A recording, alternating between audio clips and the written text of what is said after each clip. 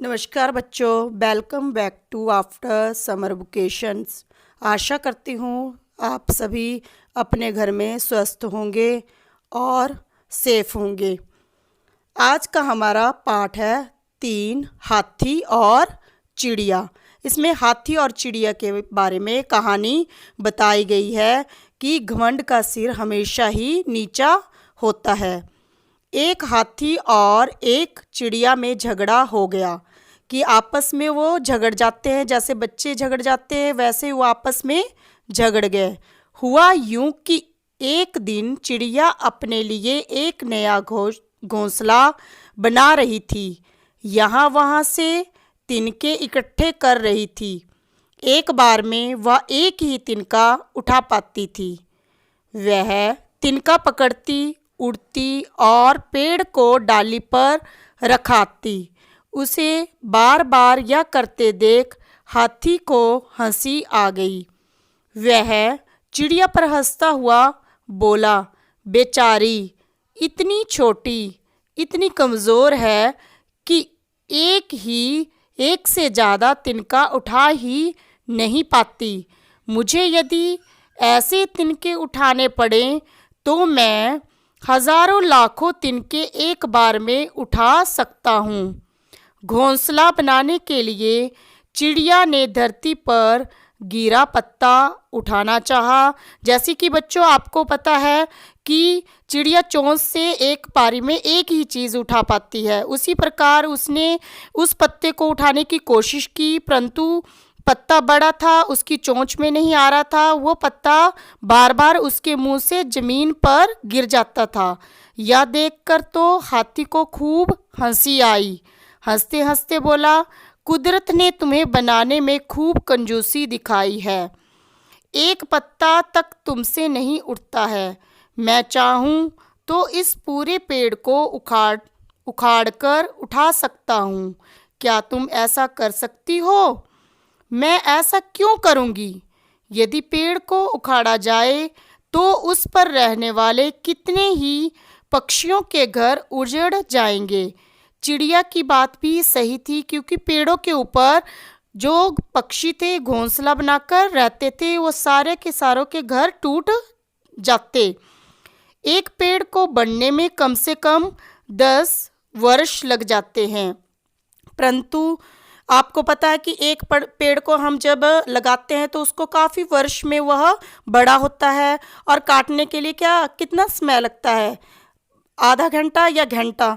उसी प्रकार समझदारी से बात करती हुई चिड़िया ने कहा कि एक पेड़ को बनने में कम से कम 10 वर्ष लग जाते हैं।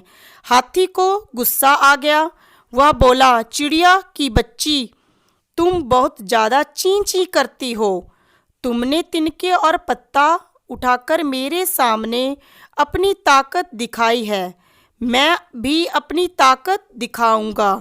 वह घमंड में आ जाता है और घमंड में क्या करता है कि सब कुछ नष्ट भ्रष्ट कर देता है। कि हमें कभी भी किसी से अहंकार की भावना या ईर्ष्या की भावना या घमंड की भावना नहीं रखनी चाहिए। यह कहकर हाथी ने एक पेड़ के तने पर अपनी सूंड लपेटी और उसे उखाड़ने लगा। चिड़िया ना ना करती रही। चिड़िया उसको मना करती रही बार बार कि पेड़ को मत उखाड़ो या नष्ट करो, पर हाथी पेड़ को उखाड़कर ही माना। पेड़ पर बने पक्षियों के घोंसले नीचे गिरने लगे। वहाँ पक्षियों की चीखें सुनाई देने लगी, आवाज़ें आने लगी। जब उनके घर टूटने लगे वह बिलखने लगे, दुख के कारण करहाने लगे। वहाँ पक्षियों के चीखें सुनाई देने लगी। हाथी ने यहीं बस नहीं की, उसने अपने ताकत के घमंड में आकर यहाँ अपना कार्य नहीं रोका। उसने पेड़ को अपनी पीठ पर टिकाया और यहाँ वहाँ घूमने लगा। यह देखकर चिड़िया ने दुख के मारे अपनी आंखें बंद कर ली। यह सब वह सहन नहीं कर पाई, जिसके कारण उसने अपनी आंखें बंद कर ली या मूंद ली।